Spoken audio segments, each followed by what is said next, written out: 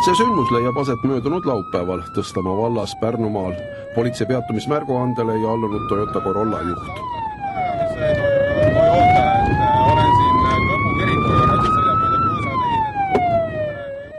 Politsei tuleb autot päris pikalt jälitada, seda nii Kruusal metsateel kui ka küla vahel.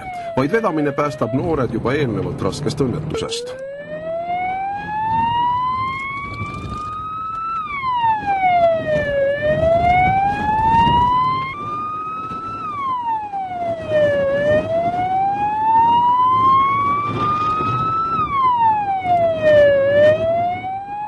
Auto peatamiseks tuleb politseil teha õhku mitu hoiatuslasku.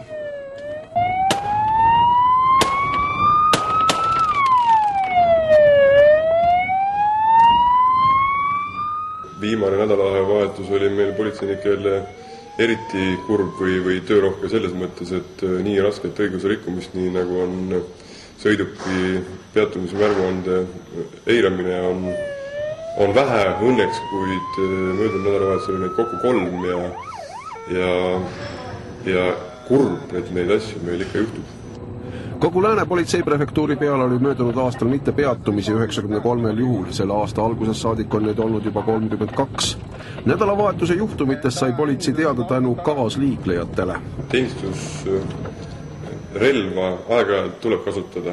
Õnneks on teenistusrelva kasutamine politseinike poolt väga täpselt seaduses reguleeritud ja politsei kasutab teenistusrelva äärmise vajaduse korral.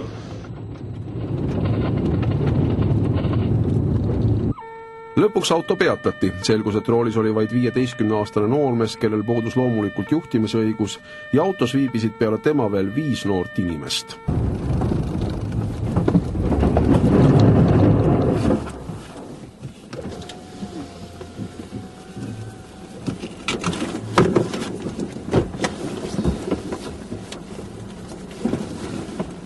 Võitmed autost välja!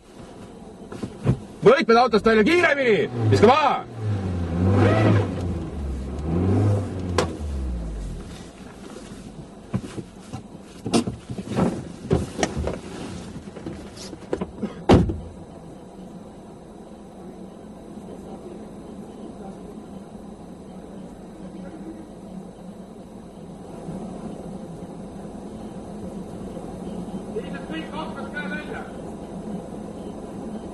Kui meil on ikkagi olukord, kus 15-aastane inimene saab kätte auto ja saab sellega sõitma niiviisi, et keegi teda ei takista, siis on kusagil midagi valesti ja me peame ikka ringi vaatama, et kuidas selline asi on võimalik.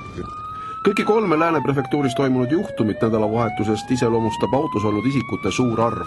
Ilmselt suutis politsei otsustav sekkumine ära hoida mõne tõsisema õnnetuse. Autot juhtinud noormees saadeti arestimajja.